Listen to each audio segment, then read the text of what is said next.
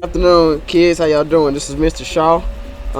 I'm doing my read aloud today, and it's a little bit different. You'll see the pages of the book turning, but you'll hear my voice and music in the background. So instead of seeing me, you'll be able to see the full book up close to the screen. I hope you all enjoy it and have a great break. Fast Freddy. Danny raced out the cave door. "Bye, Mom. See you after school," he said. He couldn't wait to see his best friend Joey. They had lived on the same street since they were 2 years old.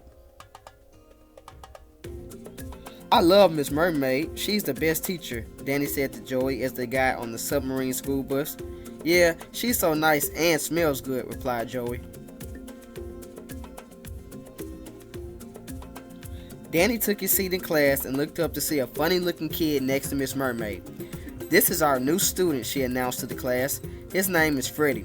He told me that he feels like a fish out of water, so let's help him find his way around." Freddy silently prayed to Jesus. "Dear Jesus, I pray the kids will like me. Amen."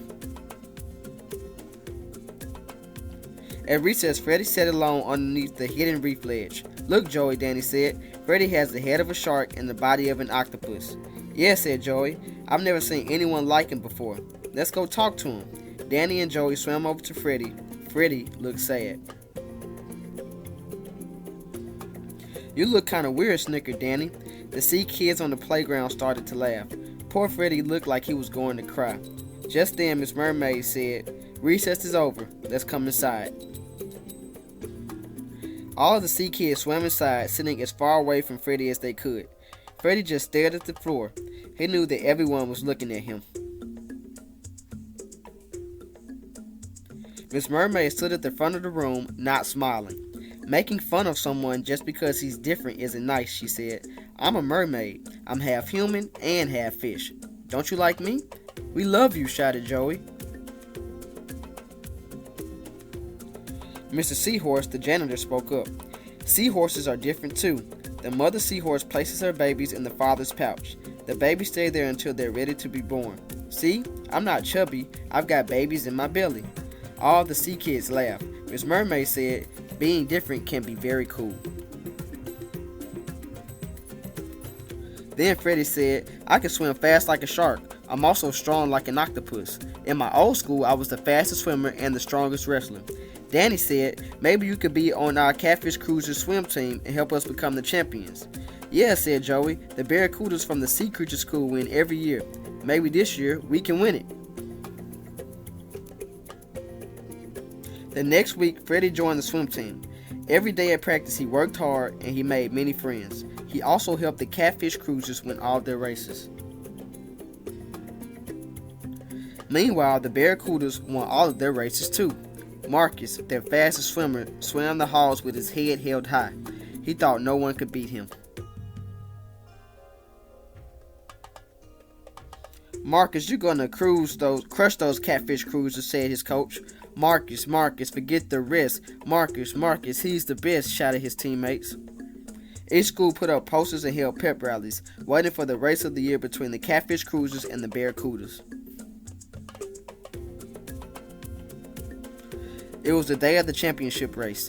The stands were full as both schools showed up to cheer for their teams.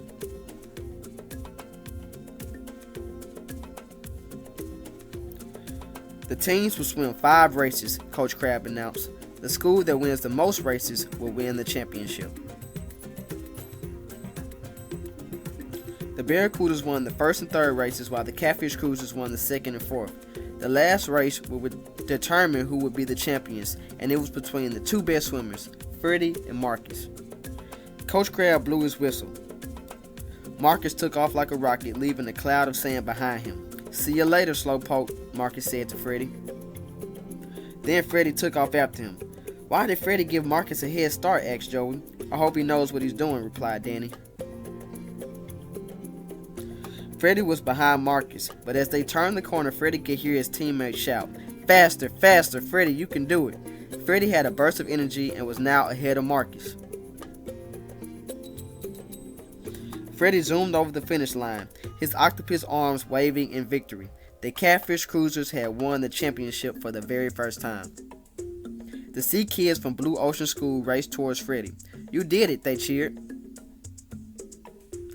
Fast Freddy, he's the best," they all shouted as they carried him off the track. Freddy was told he would be getting the award for the most valuable player. He shouted, "Getting an award would be great, but having friends is even better. I love my new school and all my new friends." That night, Freddy knelt by his bed and bowed his head and prayed this prayer. "Dear Jesus, thank you for making me so different and special, and thank you for my friends. Amen." The next day, everyone gathered for a team party at the Bubble Trouble Pizza Parlor. The whole team was there to celebrate. Coach Crab was handing out the awards and said, "Let's gather for a team picture." Everyone sat around Freddy and the team trophy was placed front and center. That was a party they would always remember. Remember, kids, to say your prayers and always have Jesus in your heart. Have fun looking for the fishes hidden